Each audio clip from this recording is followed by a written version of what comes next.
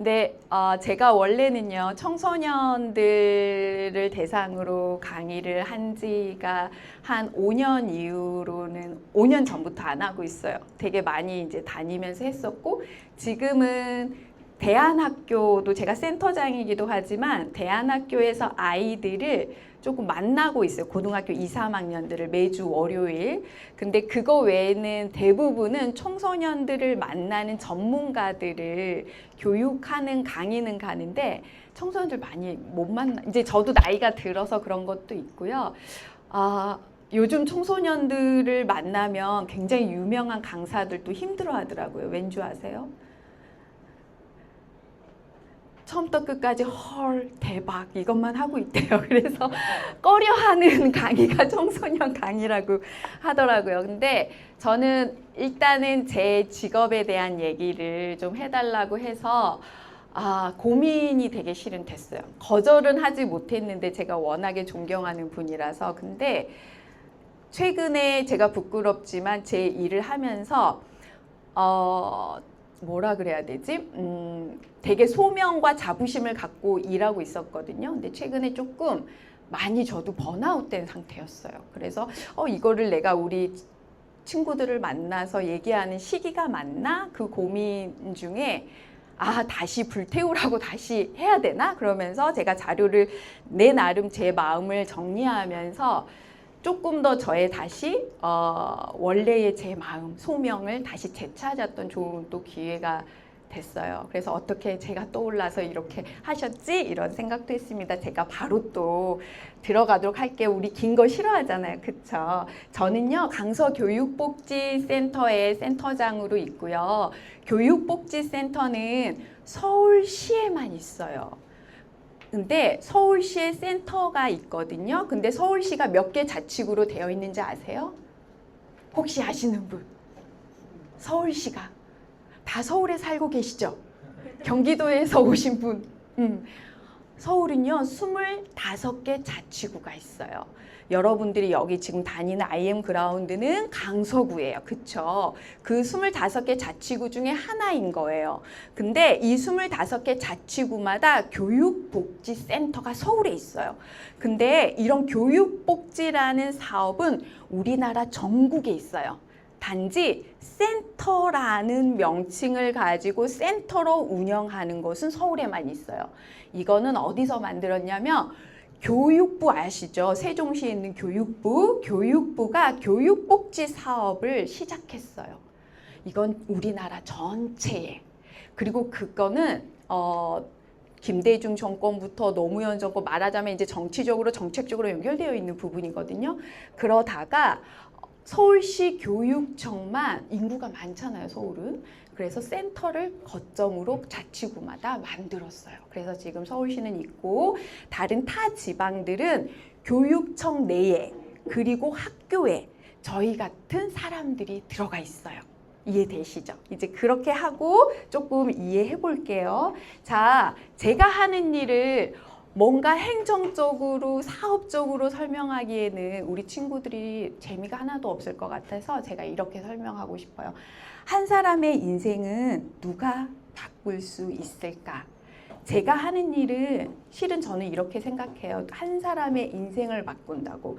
실제 제가 만났던 그리고 저랑 함께 일하는 우리 팀원들이 우리 친구들 같은 아이들을 만나요.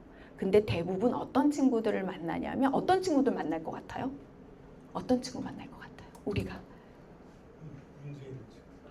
맞아요.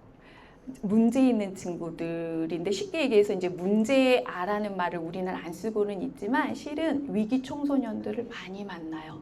그리고 생각보다 우리의 일이 다 위기 청소년들만 만나다 보니 저희는 여러분들 이렇게 보잖아요. 건강한 친구들 보면 막 희망이 보이는데 그 친구들 보면 대한민국 어떻게 될까 막 이런 생각도 되게 들거든요. 그 정도로 아픈 친구들이 너무너무 많아요. 그리고 특히나 강서구는 아동 청소년이 되게 숫자가 많거든요. 노원구, 송파, 강서 이 세 개의 자치구가 강남도 그렇고 굉장히 학교가 많은 곳이에요. 학교 수가. 그리고 권역도 넓잖아요. 강서구. 그쵸?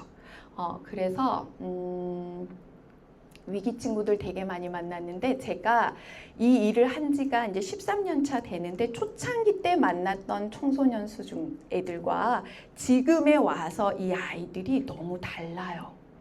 아픈 수준이 엄청 깊어졌어요. 그래서 이제는 한 명의 전문가가 붙어서 이 아이를 케어할 수가 없어요. 어떻게 시스템이 지금 돌아가고 있는지도 잠깐 설명해 줄게요. 근데 여기 한 사람의 인생을 누가 바꿀까 했는데 저도 솔직히 이 문장을 쓰면서 한 사람의 인생을 어떻게 한 사람이 쉽게 바꾸겠어요. 그쵸? 저는 저도 못 바꾸는데 쉽지 않다고 생각하거든요. 그래서 저는 다시 이렇게 설명하고 싶어요. 한 사람의 인생 곁에 누가 있어줄 수 있을까? 우리는 그 아이들 곁에 있어주는 직업이에요. 제가 소방관이라는 영화 봤어요. 그 영화에 되게 어떤 대사를 보고 울었거든요. 근데 그 대사 중에 그 소방관이 그 얘기를 했어요. 사람의 생명을 살리도록 승인된 직업이 몇 개 없다, 세상에는. 그 얘기를 했거든요. 그러니까 사람의 생명을 살리도록 승인된 직업, 우리 친구들이 알고 있는 거 뭐가 있어요? 의사, 또 소방관. 그 두 개를 거기서 얘기하더라고요. 근데 저는 거기 그 영화를 보면서 스스로 나도 우리 직업도 사람의 생명을 살리는데 승인된 직업이다라는 생각을 하고 자부심을 갖고 있고 저랑 일하는 우리 팀원들에게도 그 자부심을 심어주거든요. 간접적으로는 살리는 거예요. 대놓고 메스를 들고 의사들처럼 살리진 않지만 정말 간접적으로 살리고 있거든요. 그래서 한 사람의 인생 곁에 그 위기의 청소년 곁에 우리는 있어주는 어른이거든요. 자, 교육복지 하면은 처음 듣죠? 솔직히 교육복지. 교육복지는 교육청 산하의 민간위탁기관의 센터예요. 그래서 저희와 협력하는 사람들은 교사, 장학사, 교육청에 있는 행정가들 이런 사람들과 많이 협력하는 파트너십을 가지고 일하는 직군이에요. 대부분의 우리 아이들이 학교 부적응 아이들이에요. 학교 지금 다니고 있죠, 다들. 학교에 등교 지원 안 하는 애들 반에 있어요? 혹시 있어요? 생각보다 많은데 저희가 사례 맡고 있는 아이들은 학교를 잘 안 나가는 애들이 되게 많아요. 가끔 나가거나 아마 그런 아이들 있을 수도 있어요. 다니는 학교에. 그리고 부모로부터 돌봄을 못 받고 있는 아이들. 대부분 소녀 가장처럼 정말 생활하고 있는 아이들. 부모님이 있지만 부모님이 마치 없는 것처럼 돌봄을 못 받고 있는 친구들도 되게 많아요. 그리고 ADHD 들어봤죠? 심리 정서적으로 되게 아파서 학교라는 곳에서 이 친구가 적응하기가 쉽지 않은 장소인 거예요. 그런 친구들이 학교 가는 게 너무 고통스러운 거예요. 그런 친구들도 있어요. 근데 그거를 적절하게 약을 먹고 상담하고 이런 치료를 제대로 못해서 그게 더 계속 악화돼서 학교에 부정하는 친구들도 있어요. 그러면 동시에 학습도 잘 안 되죠? 또래 관계도 안 되는 거예요. 그런 친구들하고 놀아줄 친구들이 생각보다 없어요. 되게 힘들어하거든요. 그리고 선생님들도 너무 힘들어해요. 그런 친구들은. 그러다 보니까 이 아이가 학교에서 적응을 쉽게 하지 못해요. 그런 친구들을 만나고 있어요. 쉽게 얘기하면. 자, 우리는 그래서 어떤 일을 하냐면 공부를 잘하게 만드는 일은 아니에요. 그 아이들을 막 공부를 잘하게 하진 않아요. 그래서 성적을 올려주는 우리는 과외 선생님도 아니고 문제를 대신 해결해주는 사람도 아니고 학교에서 만나는 사람도 아니에요. 우리 뭘 하냐면 이 아이들이 배움과 삶을 이어가도록 돕는 일을 하거든요. 이 배움이라는 것은 반드시 학교 안에서만 배울 수 있는 건 아니죠. 그쵸? 학교 밖에서도 배울 수 있어요. 우리가 학생이라고 하는 거는 뭔가를 배우는 사람을 학생이라고 하잖아요. 근데 전에는 학교 안에서만 배워야 돼라는 시대였어요. 그리고 실제 교육복지 초창기는 이 아이들이 학교 안에서 위기 아이들만 지원했어요. 지금은 교육청 자체가 바뀌었어요. 학교 밖 아이들도 학생이다 하고 지원하고 있어요. 이제는 교육청이. 그래서 저희는 학교 밖 아이들이 그러면 뭔가 계속 다른 것으로라도 배움을 지속해서 앞으로의 삶을 잘 살 수 있도록 도와주는 일을 하고 있어요. 자, 학교에 오는 것이 힘든 학생을 만나고 있고요. 친구를 사귀기 어려운 학생 만나고 있고, 가정이 어려운 학생, 또 꿈이 없는 학생들을 만나고 있어요. 여러분들은 꿈이 다 있어요? 있어요? 찾고 있죠. 맞아요. 찾고 있죠. 그리고 꿈은 계속 바뀌어도 상관없어요. 자, 저는 하루에 몇 번씩 다른 사람이 되거든요. 이거를 심리학적으로 말하면 여러 가면을 쓴다 그래서 페르소나라고 하는데, 저는 크게 6가지의 여러 가지 일을 해요. 첫 번째, 학생에게 스스로 서고 함께 살아가도록 지지하는 사람의 역할을 하고요. 부모님들 있죠. 우리 아이들을 키우고 있는 부모님들에게는 함께 고민하고 부모 역할을 코칭하는 사람이기도 하고요. 학교에서는 문제를 함께 푸는 솔루션 역할을 해주는 전문가이고요. 그다음에 지역사회에서는 이렇게 IM 그라운드 같은 연계 협력기관이 저희 센터하고는 200개가 넘게 있어요. 강서구 대부분의 기관들이 있고 강서구 외에 송파까지도 저희랑 연계된 기관들이 있거든요. 그래서 자원을 연결하는 네트워크를 자원을 연결한다 그래요. 네트워크 리더이기도 하고요. 교육청에는 예산과 우리는 성과도 책임져야 돼요. 예산을 받기 때문에. 그래서 예산과 성과를 책임지는 행정가이고 관리자이고요. 또 팀원에게는 저희 선생님들, 저랑 함께 일하는 팀원은 지역사회 지역사회 교육 전문가라 그래요. 그래서 줄여서 지정가라고 해요. 혹시 학교에 지정가 선생님 있지 않아요? 학교에 제가 강서구 학교를 80개 교를 다 알거든요. 거기에 거점 학교들이라는 게 있어요. 거점 학교에 있는 데는 저희 같은 지정가들이 들어가 있어요. 저희는 센터에 일반 학교만 지원하고, 지정가 선생님이 알고 있다 한번 손 들어보세요. 학교에 지정가 선생님 있다. 오! 지정가 선생님 있죠? 교육복지실 있죠? 교육복지실이 학교에 있어요. 있는 학교가 있어요. 거기 안에 근무하고 계시는 분이 지정가 선생님. 그쵸? 자, 그런 선생님들이 저희 센터에 있어요. 또 센터로 작동하고도 있거든요. 그 선생님들이 함께 성장하도록 이끄는 슈퍼바이저 역할을 하고 있어요. 이 선생님들이 그냥 아이들 만나지 않아요. 엄청나게 훈련받고 만나고 있거든요. 자, 제가 만난 한 학생 이야기를 하나 해줄게요. 최근에 7월 7일 날 저를 찾아왔어요. 아주 최근이죠. 이미 성인이 됐어요. 그 친구 얘기를 좀 할게요. 이미 성인이 된 친구 얘기를 해야 조금 괜찮을 것 같아요. 지금 만나고 있는 한참 우리 친구들 얘기를 하면 알 수도 있을 것 같아서 조심스럽거든요. 그 친구가 중학교 때 제가 제일 처음 만났어요. 이 친구는 위기 학생이었고요. 학교를 그만둘 수 있었지만 학교를 다녔고, 저를 만나면서 단 한 번도 그 고통 중에 자해를 한 적도 없고요. 자살을 생각한 적 없었어요. 그게 너무 훌륭한 거예요. 그리고 이 친구 때문에 제가 학교 방문을 했고, 이 친구 때문에 그 담임 선생님 그리고 그 교수, 전문 교수, 그러면서 제가 슈퍼비전을 받았어요. 너무 그 친구 제일 처음에 만날 때 미움 감정이 생겨가지고 제 마음이 너무 힘들어서 슈퍼비전 받았어요. 근데 제가 펑펑 울었어요. 그 담임 선생님 앞에서.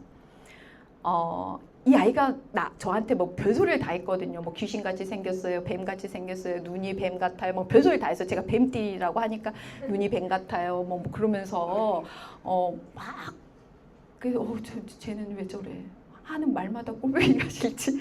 정말 미웠거든요. 근데 그때 저희 이제 심리 쪽 교수님이 그 얘기를 해줬었지. 그걸 다 추고록을 풀고 제가 그 기억으로 추고록을 풀었죠. 기록도 못하게 하고 녹취도 못하게 하니까. 근데 저한테 그러는 거예요. 얘는 선생님에 대해서 관심이 있는 거예요. 그 얘기를 해주더라고요. 그래서 제가 막 엄청 미안해서 울었어요. 근데 그런 사례회의도 하고, 또 이 아이를 위해서 여러 기관들과 협력도 하고, 그 친구만을 위한 프로그램도 기획해서 그 교실로 들어가고, 가족 프로그램도 기획해서 엄마도 만나서 가족도 해주고, 가족까지 힘들어져 버린 거예요. 이 아이가 생활을 하다 보면 관계가 안 되니까 가족 관계가 다 깨졌거든요. 그리고 학부모 상담도 하면서 이 한 명의 친구를 위해서 우리는 이런 일을 하는 사람들이에요. 자, 그리고 그 학생이 이게 졸업했다 그랬죠? 너무 지금 잘 살고 있고 꿈을 향해서 가고 있어요. 포기하지 않으면 되더라고요. 근데 지금의 또 만나는 친구들은 자기가 피해자인 경우 되게 많거든요. 근데 자기가 포기해요. 그게 너무 안타까워요. 저희 직업이 지역사회 교육 전문가라 그랬죠? 우리는 무엇으로 버티냐면요. 되게 힘들잖아요. 한 명 한 명을 위해서 엄청 많은 사람들이 함께 해야 되고 그 많은 사람들이 함께 하기 위해서는 우리 품이 엄청 시간과 품이 많이 들고 또 그만큼 이 친구들이 변화가 10배 빠르진 않거든요. 그래서 되게 소진될 때 많아요. 제가 최근에 소진됐다 그랬잖아요. 그런데 돈도 아니고 우리 돈을 많이 버는 직업은 아니에요. 그리고 명예가 엄청 있는 것도 아니고 엄청 인정받는 것도 아닌 것 같아요. 근데 이게 전부는 아닌데 그 친구가 저한테 했던 말, 선생님 덕분에 살고 싶어졌다는 거, 선생님 덕분에 제가 이쁘다는 걸 인식했고 제가 승무원을 하면 너무 잘할 것 같다는 생각을 했다는 거, 그런 말들을 했을 때 제가 이 일에 대한 가치를 되게 느낄 때가 있어요. 제가 제일 처음에 말했듯이 이 사람의 변화를 위해서 누가 곁에 있어 주었는가? 제가 곁에 있었거든요. 그런 일을 하는 사람입니다. 자, 직업에 대한 나의 소명, 우리 이민우 대표님이 소명, 사명에 대한 얘기를 해줬으면 좋겠다 해서 저도 다시 한번 되게 고민하면서 떠올렸거든요. 왜 이 일을 선택했는가? 뒤에 제가 나올 거예요. 그리고 가장 그만두고 싶었던 순간들은 매 순간 되게 많아요. 현실적으로 말씀드리면 교육청이라는 기관, 그 다음에 우리는 민간위탁이 있기 때문에 우리를 또 관리하는 법인이 있어요. 두 개의 한마디로 시어머니가 있다고 생각하면 돼요. 관리 감독을 하고 간섭을 받는 곳이 교육청과 법인이라는 곳이 있어요. 이들이 좋은 파트너십을 갖고 일할 때는 괜찮은데 가끔 이제 바뀌는 경우들이 있죠. 관리자들이. 그럴 때 너무 힘들 때가 되게 많아요. 우리가 하는 일에 장애물이 되는 사람들이 가끔 있어요. 그럴 때 되게 힘들거든요.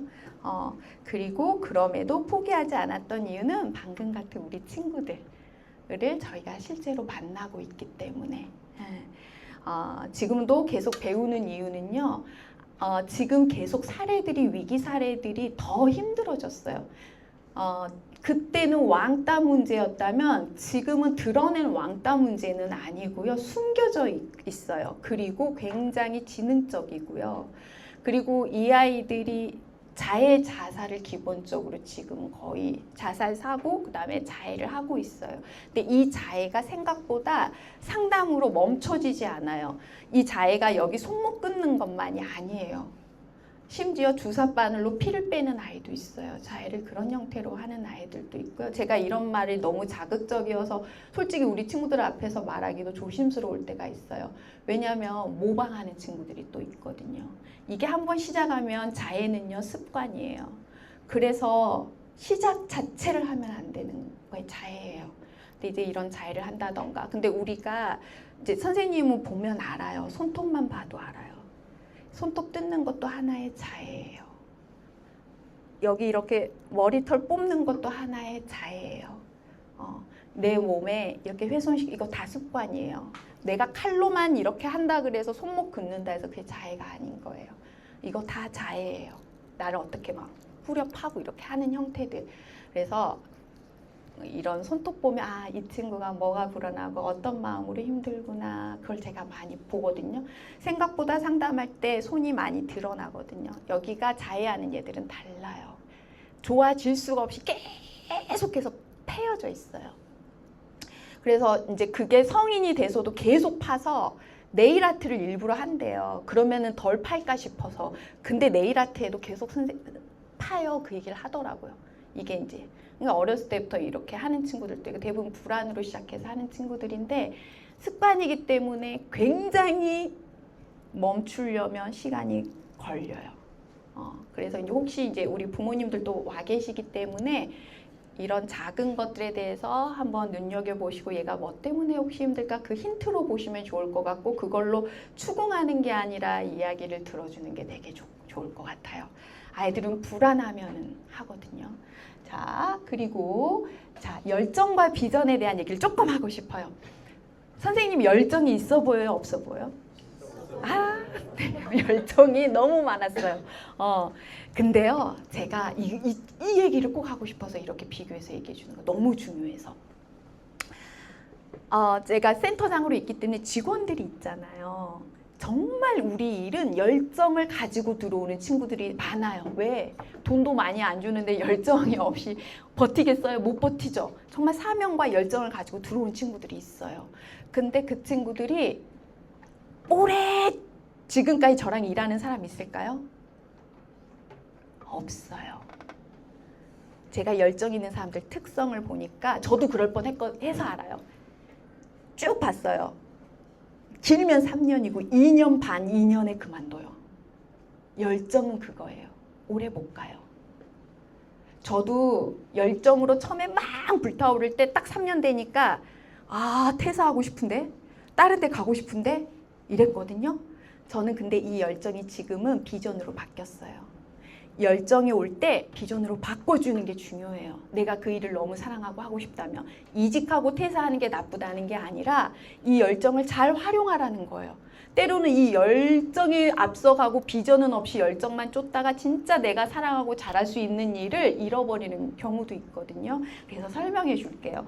자, 열정은 빨리 타오르고 빨리 식어요. 그래서 2, 3년 버티면 오래 버텨요. 열정 있는 친구들은 진짜 열심히 해요. 제가 그러다 큰일 나겠는데 근데 너무 예뻐 열정이 있으니까 근데 나가요. 자, 그리고 흥분과 긴장을 주니까 일이 막 재밌고 그때는 막 최선을 다해. 그리고 불안정하게 자주 흔들리는 것도 있어요. 그래서 이 기복들도 있어요. 표정이 잘 될 때는 막 웃고 어쩔 때는 막 이렇게 침울해 있고 막 기복이 있어. 열정 있는 애들이. 그리고 자극이 사라지면 또 포기해요. 그래서 3년 되면 좀 일이 좀 쉬워지잖아요. 내 몸에 이거 재미가 없어져. 열정 있는 친구들 특성이에요. 열정이 나쁜 게 아니에요. 근데 이런 걸 알아야 돼요. 자, 그리고 무리한 도전을 하고 쉽게 지쳐요. 이 친구들은 입사하자마자 자기가 전문가는 아니잖아요. 경력이 엄청 있는 거 아니잖아요. 우리 일이 엄청 힘들거든요. 엄청 전문가여야지만이 가능한 일인데 제가 하겠습니다. 이 말을 엄청 잘해요. 어디 가가지고. 교육청 가서 회의하면서 이 아이 사례가 다들 힘들대. 교사도 힘들고 장학사도 힘들고 교장도 힘들다 그러는데 제가 이 아이 맡겠습니다. 막 혼자 말하고 들어와요. 회의하고 와요. 감당이 안 돼. 야, 너 왜? 그럼 이제 옆에서 저희 같이 파트너십을 가지고 일하는 교육복지 조정자들이 교육청에 있거든요. 그들이 회의에 같이 참석하는데 이제 그들을 말려요. 선생님 센터장 아니잖아요. 하면서 이렇게 말려주는 사람이 있어요. 근데 그런 열정을 막 가지고 한단 말이죠. 근데 그런 열정이 있을 때 열정이 있으면 열정이 있는 건 되게 좋은 거예요. 반드시 비전을 생각해 줘야 돼요. 그리고 비전으로 바꿔줘야 돼요. 그걸 본인이 알아야 돼요. 그래야 오래 지속되고 결국에 원하는 목표까지 갈 수 있어요. 자, 제가 열정에 막 저 얼마나 열정이 있었겠어요. 열정이 뜨거워가지고 3년 만에 정말 퇴사할 뻔했을 때 그때 비전을 바꾸지 못했다면 지금 제가 이 자리에 있지 못했을 거예요. 여러분 못 만났을 거고요. 제가 결국에 이 영역에서의 목표가 있었거든요. 그 목표라는 비전을 가져가고 지금 이제 어떻게 살아가고 있는지도 얘기해 줄게요. 근데 못 이뤘을 것 같아요. 이미 다른 일도 하고 있었을 것 같아요. 자, 비전은요, 천천히 그러나 꾸준히 자라요. 처음에 센터에 들어왔던 선생님 중에 저랑 10년째 하고 있는 팀장이 있거든요. 그 선생님은 좀 느리고 엄청 막 열정 있게 보이진 않았어요. 근데 마음속에는 정말 열정이 있었어요. 근데 그걸 제가 계속해서 비전으로 제시했거든요. 그 친구는 비전을 갖고 있기 때문에 지금 버텨요. 우리를 못 버티거든요. 전체 25개 센터 중에 센터장을 제외하고 직원으로 10년 이상 된 사람은 그 친구가 1위예요. 비전이 있기 때문에 버티는 거예요. 자, 그리고 마음 깊이 평화와 안정을 줘요. 정말. 그리고 신뢰를 쌓았기 때문에 흔들리지 않아요. 자기와의 신뢰를 쌓기 때문에. 꾸준한 반복으로 결국 최고가 돼요. 그 영역의 최고가 되려면 옛날 말 같지만 그래도 10년이라는 게 있어요. 그런 특성의 직군들이 있어요. 현실적인 계획으로 그리고 목표를 이룰 수 있어요. 제가 비전으로 열정을 만들면서 지금 센터장으로도 있지만 전 대안학교에서 아이들 뭘로 만나냐면 제가 원래 화학교육 전공이었거든요. 과학을 가르쳐요. 고등학생들을 매주 월요일 날. 그 친구들 일부러 만나요. 되게 힘든 아이들이에요. 대안학교 오는 애들이라. 근데 너무 예뻐요. 그리고 저는 이제 대부분 학생들 직접 안 만나잖아요. 전문가들 집단을 만나고 성인을 만나기 때문에 이 아이들과 접점이 있어야 되니까 계속 만나고 있고 그걸 통로로 삼고 있어서 애들 수업으로 만나고 있고, 그 다음에 제가 이 관련된 영역에서 이 교육복지의 역사가 오래는 됐지만 또 엄청 전문 영역으로서 자리매김 하는 데 있어서 오래되지 못했거든요. 근데 여기에 책을 쓰고 있어요. 책도 썼고 이미. 그래서 저는 서울시 교육청뿐만 아니라 제주도, 강원도, 경상도 이런데 우리 같은 교육복지 전문가들을 슈퍼비전하고 교육하는 강사로 교육청으로 교육하러 다니고 있고, 그 다음에 칼럼도 쓰고 있어요. 그래서 나중에 구글에서 박자양을 치면 제가 나올 거예요. 그러면 나중에 좀 칼럼 같은 거 읽어보시고, 부모 칼럼을 제가 연재에서도 썼고, 이제 이번 달부터는 베리어풀이라는 칼럼 연재편으로 이제 쓸 거거든요. 베리어풀이는 제가 그 다음 비전으로 갖고 있는 영역인데 나중에 혹시 읽어봐 주시면 좋을 것 같아요. 자, 단 한 명의 학생을 위해, 저희는 정말 단 한 명의 학생을 위해 움직이거든요. 그래서 학교를, 또 지역사회를, 세상을, 결국에 세상을 저는 바꾸는 일이라고 생각해요. 저는 세상을 바꾸는 일에 저의 직업으로서 할 수 있다는 것에 대한 자부심과 소명을 가지고 있고, 자, 학생맞춤 통합지원이라는 거 혹시 들어봤어요? 우리 친구들 못 들어봤을 텐데 지금 이게 엄청 핫해요.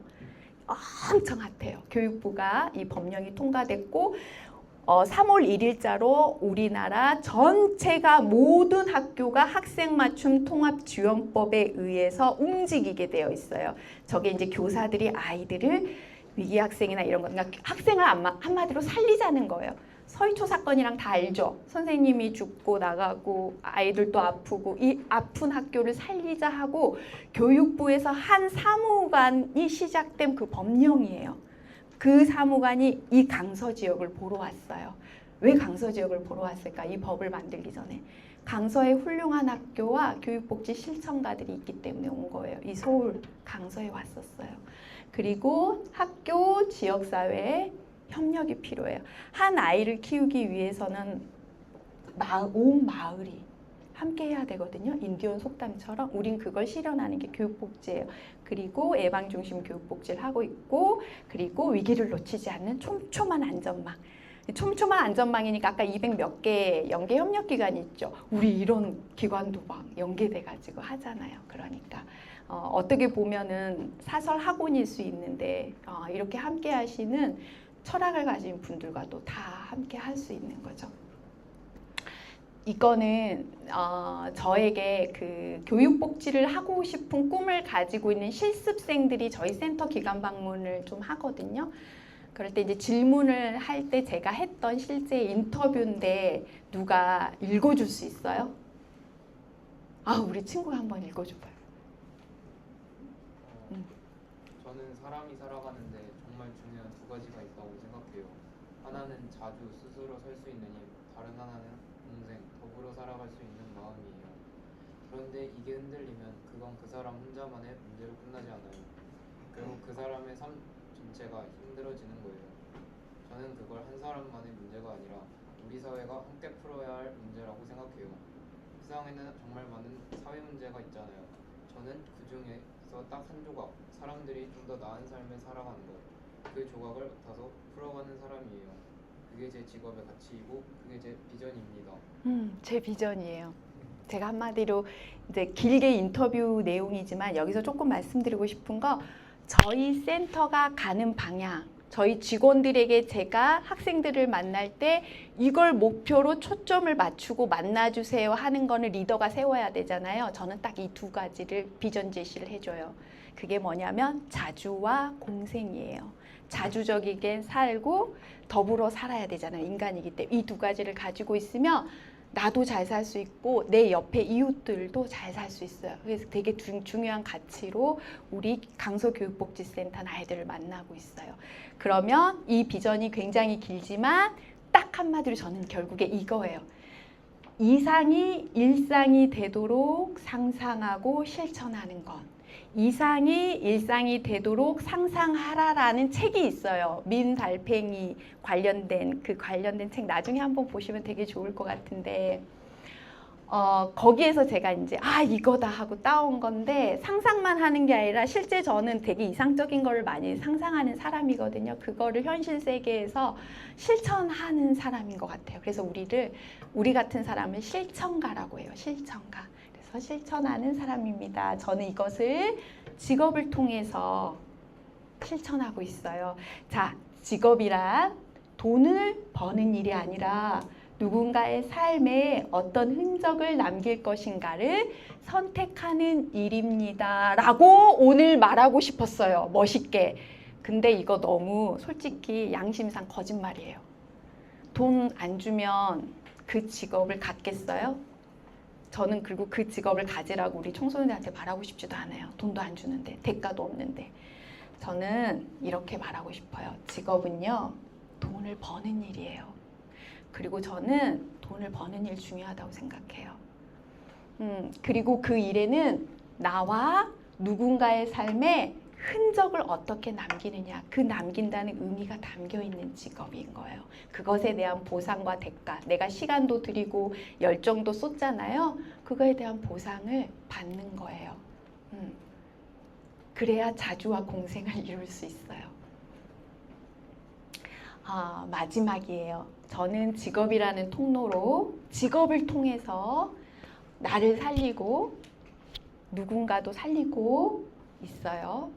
그러면서 세상이 바뀌어 간다고 생각해요. 거기에 내가 그 한 조각에 있는 사람이에요. 여러분은 스스로에게 그리고 누군가에게 어떤 사람으로 기억되고 싶나요?